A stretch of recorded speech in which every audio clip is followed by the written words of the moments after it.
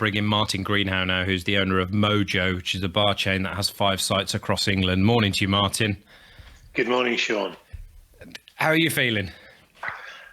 Well, at 5 in the morning, I'm more used to coming in from work at this time than getting up to start it. But yeah, I'm good. If your question is how am I feeling with regard to yesterday's announcement, is it possible to be relieved and disappointed all at the same time? Obviously, it's a blessed relief to be in a position where we've now got some clarity of what's coming ahead. But also, there's still a large gulf between where we are today and the point at which we can get back to meaningful trade. And I can only echo what Erica was saying, which is, there's an awful lot of money flowed under the bridge, I should say, that we're never going to get back. And we've accrued vast sums of debt, not just ourselves at Mojo, but everybody in hospitality and the aligned trades, tourism, live music venues, wedding venues. This money is flowing out. It's almost as if, as an industry, we've been drafted and then asked to pay for our own equipment to go to battle. We have done our duty in standing down and fighting this battle. And yet we've been asked to borrow vast sums of money to see us through. And we will require continuing, ongoing support for some time to come yet to get us through this, because we're looking at a situation where we've got, fingers crossed, that the Chancellor is going to announce some additional measures in the budget. But, at the very least, they're going to have to include continuing, and I will call it a business rate holiday, although I have to say, I do question how you can charge business rates, which are effectively a tax on property being used as a business, when you're prohibited from using the property as a business. But we're going to need that extension. We need a reduction in VAT to continue on both dry and wet sales. We need, at the least, a deferment on the repayment of the CBIL loans and the bounce back loans until businesses have had a chance to catch their breath and get back to operation. I'd actually go further. I personally think we've been asked to become massively indebted at the government's bequest, and we should be looking at loan forgiveness there. I have no optimism that it'll happen, but I really think that should be something that should be considered. And the other thing, for many people in hospitality, we need pressure brought to bear upon the insurers, who, even with a court judgment now telling them that they should be paying out, are refusing to do so and wasting time, quite cynically, in my opinion, and refusing to pay people out. And they're doing that because they know that every day that goes past is another business that fails, and that's another insurance payout that they don't have to make. So we still need to see some action. We need something to help us bridge that gulf between today and the day when we can get back to business as normal. I think you've summed up the decision making that Rishi Sunak has to make next week, Martin, when he announces his budget. Some of those things are so crucial to so many businesses we've been talking to.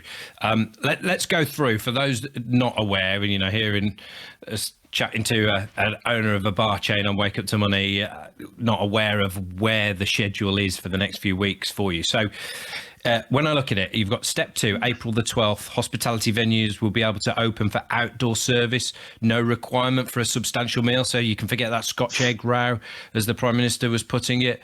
Table service, you have to remain seated, a limit to the rule of 6 or 2 households. Yeah. How's that for you, Martin? A bit of outdoor service? Outdoor service for our business is pretty inconsequential. We have a couple of our 5 units where we can offer something, but to put some flesh on that bones, if we take our Harrogate site, which has a wonderful roof terrace, but we're talking about a space that will accommodate about 40 people.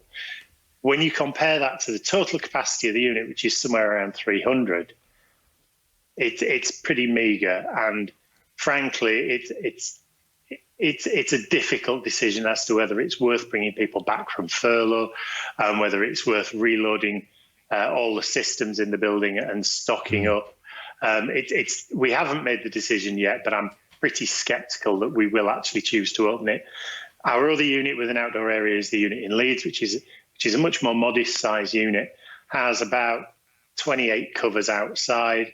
But it all told would be a unit with about 150, 160 capacity. And again, it's the same situation. You're asking a business to bring back staff and incur all those costs when you know that your actual return in sales is going to be very modest. And let's not forget, we're not in the Caribbean. This is the north of England, and we're very weather dependent. So, that's a big ask. I don't have a great deal of confidence in the weather. I mean, Erica, the weather much of a big thing for you? It's a huge impact. I mean, if we have good weather, we get more bookings. Last minute bookings come in massively. But as far as the government's announcement, this rule of 6 where people can mix outside makes it even more nonsense for us, because if you can sit next to each other from 2 households, why can't you actually be in the same household on holiday together in a self-contained unit? Doesn't make sense to me. And just to finish that roadmap for pubs, for those wondering, hang on, I can do that on April the 12th. 5 weeks later than April the 12th, 17th of May, you will be able to go indoors. You have to stick to table service, seated only rules, and then everything opens up on June the 21st. We caught up with Ian Wright, owner of the Food and Drink Federation, to see what he thought about this and its impact on his industry. If it's a roadmap, it looks like an extraordinarily slow journey with everybody in the back from a very early point saying, are we nearly there yet? I mean, it is an extraordinarily cautious approach. And I think it is redolent of never having been near anyone who understands business. Of course, there has to be an abundance of caution. And I understand that we are in a situation where the government has opted to be completely led by medics and scientists and to exclude business perspectives from all decisions. That is although I'm very upset by that and disappointed, it is a perfectly reasonable decision, but they have to understand the consequences, which will be that millions more people will be made unemployed and hundreds of businesses, maybe tens of thousands, maybe even hundreds of thousands of businesses will fail as a consequence of this pedestrian march to opening up. Erica, I mean, do you feel like talking to those in your industry, you said you can keep your head above water, are there going to be those falling by the wayside? Without doubt, there's going to be many.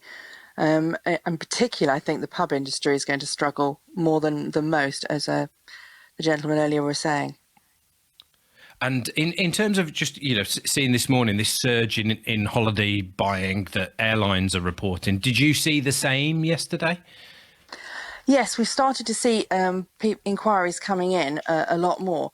And I think that this is if the government had been thinking business-wise, they had an opportunity here to actually really help the financial position of the UK and employment massively.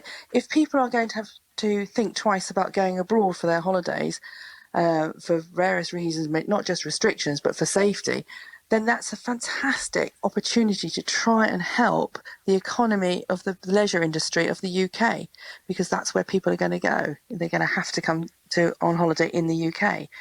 So why hasn't the government really kind of embraced that and tried to encourage it? I don't quite get why they're leaving it quite as long. So you might be able to get an outside pint. What about those people who have been desperate to get into the gym, those gym owners who've been desperate to get open? Getting your hair done. That was the big question of the summer of 2020, and it's starting to be the big question for a lot of people in the spring of 2021. The Prime Minister says the April the 12th date is key. From then, all shops should be able to reopen, including close contact services like hairdressers, spas, salons. Thrill seekers will be able to head to outdoor theme parks as well, and gyms and swimming pools will be able to open their doors. Shops will return and reopen. Hairdressers, nail salons will reopen. Pubs and restaurants will all be able to serve customers outside. precisely because we know that outside the risk of transmission is lower. And a lot of talk has been about how are our town centres and city centres going to look when there wasn't a lot of a mention about when we can return back to work. Boris Johnson conceded town centres could look very different, at least to start with. I think that there will be changes as a result of the pandemic, and I think that it will accelerate some trends, and it may be that there's opportunities for more residential accommodation in town centres, in high streets, which have been changing the way they work anyway for a long time. But I don't believe that this is going to mean a fundamental change to the way our life in our big cities really works. And I think that London, our great cities, will be full of buzz and life and excitement again, provided people have confidence about coming back into those city centres. So there we go. That teases up for a bit of chat in a moment about what is going on with our offices and when can we go back to work. And we'll get into that shortly. We're just going to have a little break from lockdown easing in the UK to catch up with Mariko Oy in Singapore, because we've had a bit of breaking banking news, which is crucial to a lot of people here in the UK. Morning to you, Mariko. Good morning. So this is HSBC, latest results. I mean, a global giant tells us loads about what the world's up to. What's going on? Well, firstly, for the full year of 2020, its profit fell by about 1/3, which really highlights the impact of the pandemic. As we know, even though the stock markets around the world have been doing quite well, the economies haven't really been recovering, and that really showed in HSBC's results. There was one good news, though, for HSBC investors, because for the first time since late 2019, the bank said that it would pay a dividend of 15 cents per share. Remember, last year, the Bank of England ordered all big lenders not to pay dividends in order to conserve capital. So that was at least one good news. Nice one. Mariko, thank you. We'll let you crack on and break that news to the rest of the BBC as well this morning. Mariko Oy there talking about profits down at the banking giant HSBC. Facebook as well. We were talking, weren't we, last week about how Facebook had blocked those news pages on its feeds for users in Australia. Huge row with the Australian government. Well, Facebook has restored some of those news pages now for its Australian users. Does that mean a calming down of everything, an agreement on the horizon about how the big tech giants are going to handle the content that they're given by a lot of publishers around the world and that many of us consume in those ways? Let's get back to lockdown now. And talking about getting back to the office. So I thought George Godber is with me this morning from Polar Capital. George, there wasn't a lot in there about right, are we allowed back into work on any of those dates? And actually, when you go through the big old document that was published alongside it, there was a bit in there about how there's a social distancing use of masks review, a transmission review that will take place ahead of step 4. Until then, the guidance is work from home and people should continue to work from home. But that point about town centres that the Prime Minister was asked about, I mean, that's a really crucial one, isn't it? Because we're set up to have our workplaces in the middle of where we live. Yes, I mean, I think let's say there's 5 million offices or whatever it is in the UK. I mean, it's a huge number of companies, and they're all based around central business districts often. And that's the local sandwich shop, that place you might grab something, coffee on their way into work. All these businesses often independently owned. 50% of food to go in the UK is owned by a single person operator, small business, and they're all set up around where people work. And that was the one thing that I sort of was running through last night, desperate to sort of change of scenery, not sit at home. When will I be back in the office? And there is a request in there for people to keep working from home until right at the end. Clearly, obviously, but the details are yet to come through. Martin Greenhouse with me, owner of Mojo, bar chain that has 5 sites across England. Martin, how do you feel about, I don't know exactly where your pubs are, but the idea of people needing to get back to the office sooner rather than later? Not much info about that yesterday.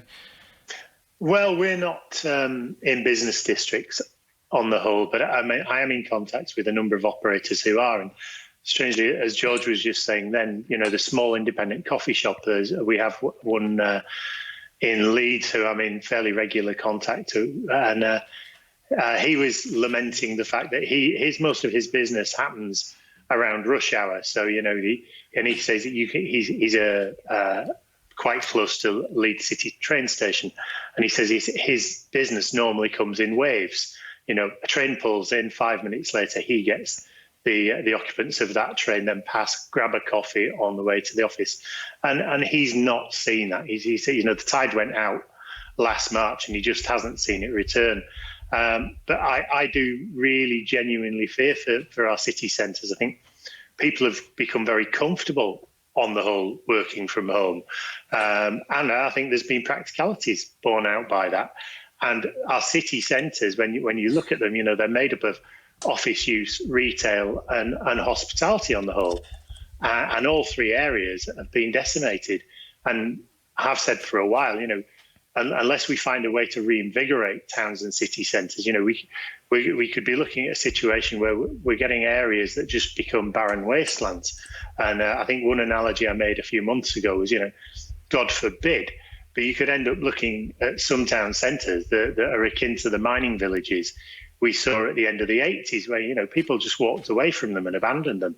And, how do you encourage people to go back to physical shopping when they've got very comfortable clicking, collecting, having it delivered, and getting people to... I spoke to one of our landlords who's a property business, obviously, and they've got office blocks where the local authorities who actually rent from them are desperately struggling to get people to go back into them, and people are flatly refusing.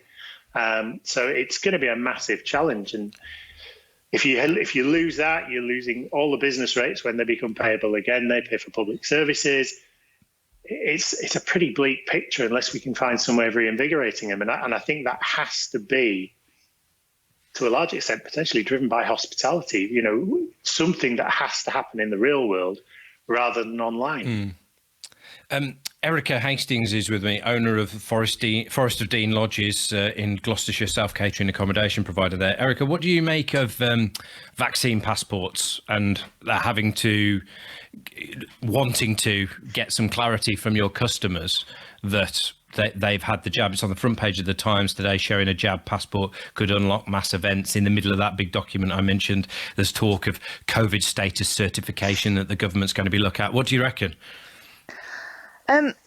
I think that it would be a very difficult thing to actually police. I do think that as far as travelling abroad is concerned, that COVID passports may well be a very sensible idea, because we do have a great concern about bringing things back to this country. And as we know, this virus does have a habit of evolving massively.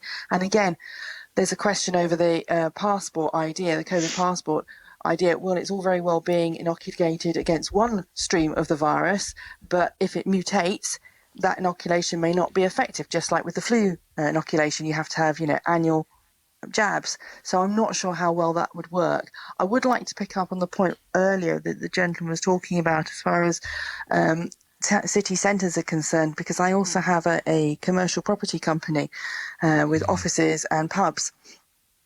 So I have noticed, and I'm sure most people in business have noticed, that there has been a surge of people buying properties, domestic properties, in more rural locations. This is definitely, I think, is going to be something carrying on, because people have learnt that they can work from home more and more. So this is now a problem for the future for city centres, without a doubt. We'll need something to draw people into city centres again to spend money. Otherwise, I can see a very, very bleak future for city centres. Erica, Martin, thank you so much for your insights this morning. Not just the businesses you own, but like the footprints you have right across the communities that you work in as well. Erica Hastings there, owner of Forest of Dean Lodges, self-catering accommodation provider in Gloucestershire. Martin Greenhow there, the boss of Mojo, that bar chain. We're going to hear more from George Godber. Plenty going on in the investment world as well. All eyes on the Chancellor next week. Also, we're going to be talking a bit about Disney later in the show. You might mostly associate Disney with something like this.